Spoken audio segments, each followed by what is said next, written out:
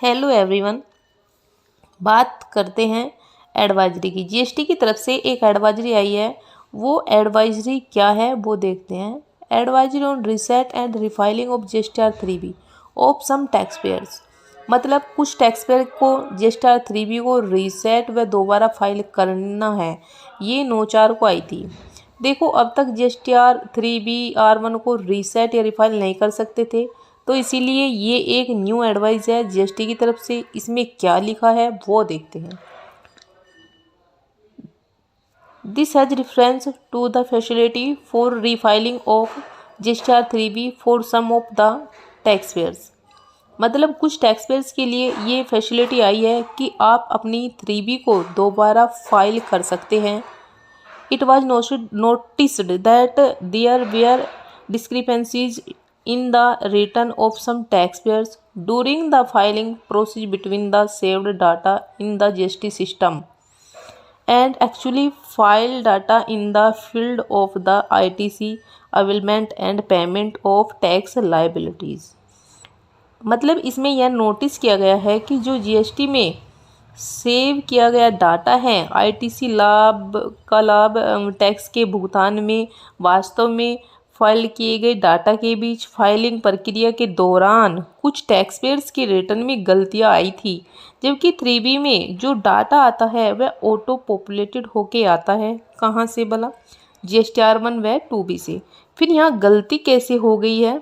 हाँ, कभी कभी क्या करते हैं, जीएसटीआर 1 में जो डाटा भरते हैं जब वही डाटा जीएसटीआर 3B में आता है यानी सेल, तो उसमें हेरा फेरी कर देते हैं।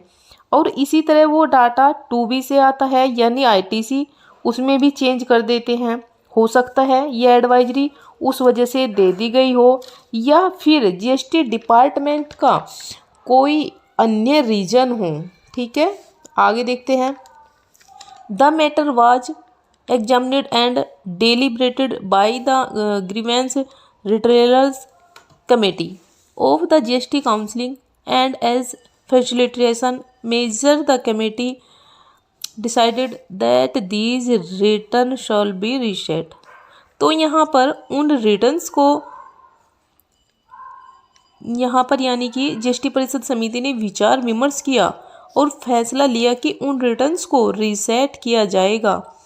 In order to give opportunity to such taxpayers to correct the discrepancies, taxpayer को गलती दूर करने का अवसर देने के लिए। Actually, only the affected taxpayers have been communicated on their registered email ID, and the affected returns are visible on their respective for dashboard for the purpose of refiling with the correct data। अगर आपके पास आपकी registered email ID पर यह information आई है तो आप अपने GST portal को लॉगिन करके चेक कर लेना। अगर कुछ गलत है तो करेक्ट डाटा के साथ उसे रिफाइल कर देना। जीएसटीआर 1 2B अपने बुक्स एंड अकाउंट्स को अच्छी तरह चेक करके ही रिफाइल करनी है अपनी रिटर्न को। The taxpayers who have received such communication are requested to visit their dashboard and refile their GSTR 3B within 15 days of receipt of such communication। अगर किसी टैक्स पेयर को यह मैसेज मिल जाता है तो उन्हें करेक्ट डाटा के साथ 15 डेज के अंदर अपना GSTR 3B रिफाइल करना है। You may reach out to your jurisdiction tax officer or mere ticket of GST grievance redressal portal in case you face any difficulty in refiling of such GSTR 3B। अगर यहाँ पर आपको कोई परेशानी होती है तो आप जीएसटी पोर्टल पर जाकर ग्रीवेंस लगा सकते हैं। लास्ट में लिखा है, inconvenience caused to the taxpayer is deeply regretted.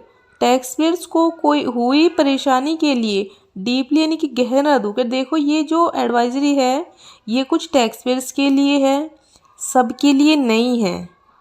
तो ये थी जीएसटीआर पोर्टल की न्यू एडवाइजरी, जिससे आप अपने जीएसटी पोर्टल पर जाकर देख सकते हैं, चेक कर सकते हैं। वीडियो अच्छी लगे तो चैनल को सब्सक्राइब करें और वीडियो को लाइक व शेयर ज़रूर करें।